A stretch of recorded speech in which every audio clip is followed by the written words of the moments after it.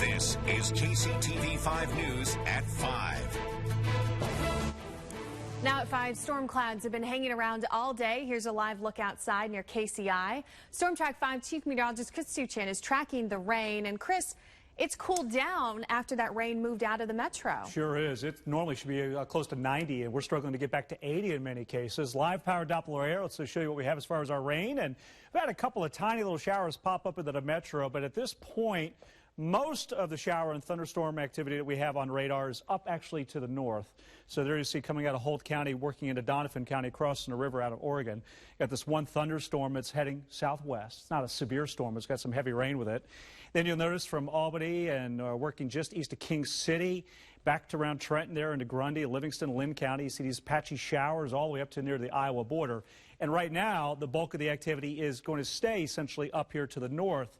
But in time, we'll start to see a little bit more development here down to the south. So right now you notice as we take you eastbound on 70, outside of a little shower or two, not much, but that will start to change. The overall trend through our hour-by-hour forecast is to start to focus the shower and thunderstorm coverage into central Missouri, eastbound on I-70. Temperatures in the 70s by 9 o'clock. We're drying out. Looking forward to a nice sunset into the area. When we're really trying to retrace steps, it's hard to determine if they're not going to go investigate it and then investigate those, that handful of places that we were at.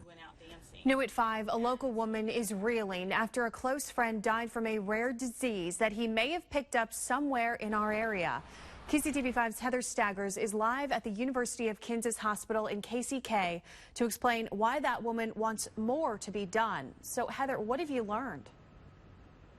Well, the woman we spoke with says her dear friend died from Legionnaire's disease. He died here at the University of Kansas Hospital, and they still are trying to determine how the Raytown man got it.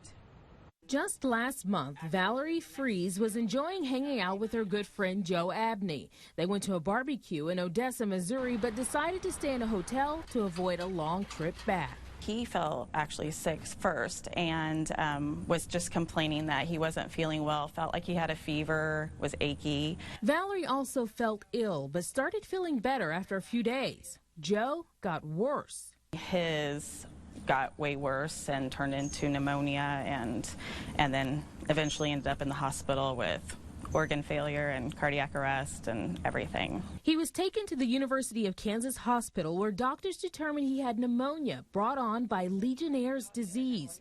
Joe died 2 weeks later. Legionnaire's disease is a bacterial infection that causes pneumonia primarily. Chief Medical Doctor Lee Norman says this disease can be deadly, particularly in those with weakened immune systems.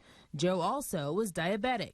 Dr. Norman emphasized that the disease is not contagious. It is passed through water vapors. It's in air conditioning systems, cooling towers. It's on cruise ships in the contained water systems. It can be in hot tubs. Valerie says she doesn't know where she and Joe might have gotten sick. She thinks it might have been a hotel. It bothers her that the health department won't investigate unless there's a cluster or outbreak. That's what I wish the CDC would do. I wish that it didn't, it wasn't until we have an outbreak that they go and start investigating where I said we were at. Because, how many people do have to die or get sick.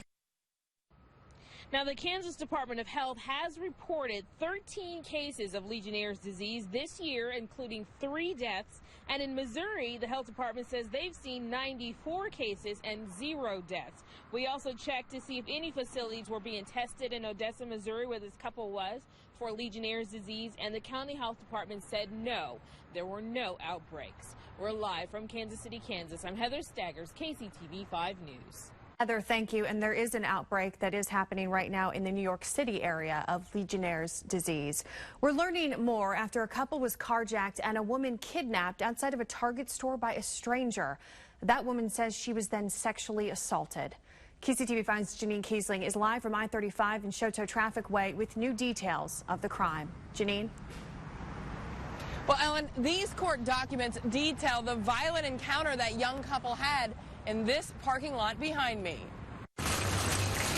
It was a brutal and bizarre crime reported at the Shoto Crossings Shopping Center around 11:30 Monday night. That's, yeah, a little shocking. A 24-year-old woman was in the parking lot at Festival Foods talking with a 24-year-old man. Neighbors of the man tell us the two have been dating for a few months. According to court documents, 29-year-old Scott Ham approached the couple and asked for a ride. When they refused, Ham pulled a gun out and said, "This is a carjacking." Ham took the man's phone and wallet and told him to get into his car. Ham then forced the woman to drive in her car to a nearby daycare parking lot and undress. Ham, according to court documents, then sexually assaulted the woman. It's scary because I by myself a lot, because I don't have a boyfriend or, I have 2 kids and they'd come here with me. So, that's a little bit scary. Police officers were all over the area looking for the victim. When they spotted her car at the daycare, Ham reportedly told the victim to drive away. Instead, she ran towards the officers. Ham was arrested and faces a dozen felony charges, including rape, robbery, and sodomy.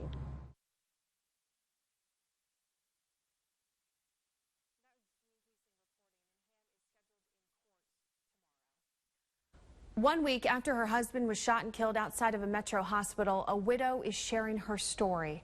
And here with her heartbreaking interview is KCTV5 anchor Carolyn Long. Carolyn. That's right, Ellen. Now here's a look at the man police believe is responsible for the killing of Michelle Zadie.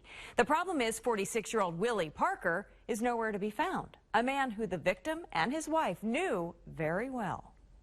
My husband wasn't doing anything wrong that day, but he never came back. And he was supposed to come back. He was supposed to go to work and come back to me, and he didn't. Kristen Zadie and her late husband Michelle did everything together, including the running of their medical transportation business. Last week, he left to deliver a gift to a client at the University of Kansas Hospital and allegedly ran into one of his 19 drivers, Willie Parker, and the two argued. My husband tried to run, and that's when Willie shot him twice. Kristen has no clue of any animosity between the two and never had anything against Parker. In fact, her husband had just lent him $1,500. Someone we knew, someone that came in my home, someone that knew me, someone that knew my 5-year-old child. A daughter who just got the news that she will grow up without her daddy. Tonight, I had to go tell my daughter that her dad went to heaven. That was the hardest thing I've ever had to do, and I never expected that I would ever have to do that. So now Kristen is continuing to run the couple's business out of respect for what Michelle started. And even as the search continues for Willie Parker, a man who authorities warn should be considered armed and dangerous, the reward to find him has now increased, Ellen, to $5,000. Just heartbreaking. Thank you, Carolyn. We're learning more about a fire that destroyed a Johnson County mansion. This is chopper video of that fire back in September of last year at 55th Terrace and Lackman in Shawnee. Last year, police told us someone intentionally set the mansion on fire. Well, now one man is facing charges for that crime. Gabriel Davis appeared in court today on arson charges. No word on his next court appearance. We are your home of the Chiefs, and training camp is in full swing. And a new football season brings new expectations. Sports director Michael Coleman is live now from St. Joseph with a look at why one former top draft pick says his hard work is paying off, and he expects to have a great year on the field. Michael, that is something that we like to hear. Well, Ellen, for Eric Fisher, and that is the player in question, he needs to have a great year. A lot was put on this young man's shoulders. He was the first draft pick for the Reed-Dorsey regime, and so far, he hasn't quite lived up to his expectations, but he tells Brad Fanning he feels very confident about coming in to this season. The Chiefs haven't won a playoff game since January 8th of 1994, but getting back to the postseason and winning a game is not the goal. It's not even close, according to Eric Fisher. We all got the same goal this year, and we're working for a Super Bowl.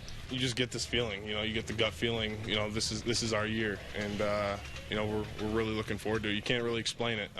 It's just something that feels right, and we're working for it. We all know putting in the work is going to get us to that Super Bowl, and I think that's what's really important to us. It was a short, light practice today without pads. Tomorrow's an off day for the Chiefs, and head coach Andy Reid made it crystal clear what his expectations are for his players.